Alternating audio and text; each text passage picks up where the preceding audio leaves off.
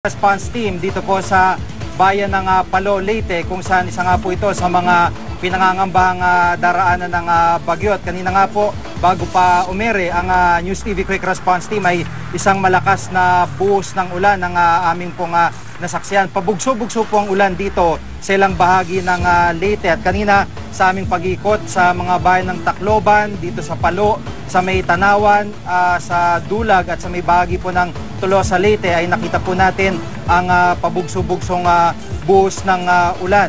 At dito nga po ay nakataas ang storm warning signal number 3. Kaya puspusan ng paghanda ng mga taga rito. Nag-preemptive evacuation po ang ilang mga lugar dito sa Leyte dahil po sa banta ng bagyong Yolanda. At nakita po natin na ang ilan sa mga residente ay pansamantalang nanunuluyan ngayon sa kung hindi man simbahan ay mga barangay hall. Narito po ang aking report. Pabugso-bugsong pagulan ang sumalubong sa amin ngayong araw sa Leyte, partikular sa bayan ng Tolosa at Tanawan. Ang mga residente naghahanda na, karamihan sa mga bahay na aming nadaanan, itinali ng bubungan para hindi liparin ang hangin ng bagyong Yolanda. Baka mabutan kami ng malakas na hangin, tinalayan ng maaga pa. Para sigurado pag dating ng bagyo, naka-ready na yan sa hindi na kami magtatali pa.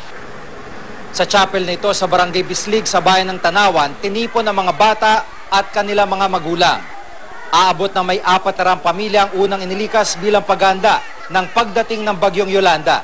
Para safe din yung mga bata at saka yung nanay kasi lalo na dito sa area namin na malapit sa dagat, yun ang inuna talaga namin na maligtas sila dito.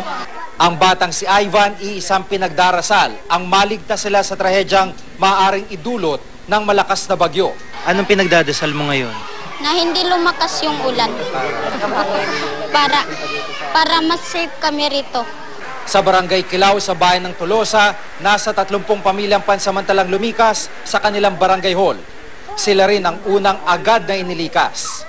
Kasi natatakot kami sa darating na bagyo. Kaya po. Yung si Yolanda, kaya nag-evacuation na kami dito. Opo. Sa barangay hall.